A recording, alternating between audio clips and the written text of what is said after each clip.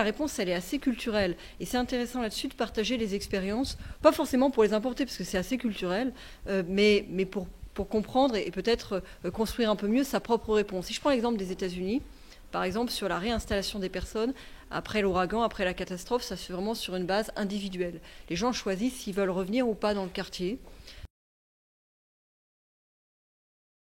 Nous, on a pris des positions un peu différentes, qui est de reconstruire, de conforter les digues là où il y a de l'urbanisation, mais pas, par exemple, d'endiguer pour créer de l'urbanisation, et plutôt d'adapter notre plan d'urbanisme aux nouveaux enjeux et, par exemple, à l'augmentation du niveau de la mer.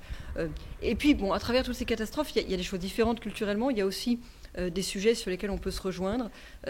J'ai accompagné le président de la République au Japon et j'ai visité des quartiers de la ville de Sendai qui ont été dévastés par le tsunami.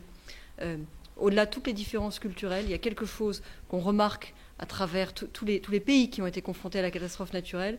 C'est au moment de la réinstallation, problème de désociabilisation des personnes. C'est une chose terrible et ça peut être une double peine que d'avoir été confronté à la catastrophe et après d'être réinstallé dans un quartier complètement nouveau dans lequel on ne connaît pas ses voisins. Et au Japon, ils en avaient fait la triste expérience après la catastrophe de Kobe. Il y a eu un taux de suicide important parmi les personnes qui avaient survécu à la catastrophe, qui avaient été réinstallées. Et en fait, on n'avait pas fait attention à reconstituer des quartiers. Et donc les personnes s'étaient retrouvées très, très seules pour se reconstruire et ne l'avaient pas forcément supporté.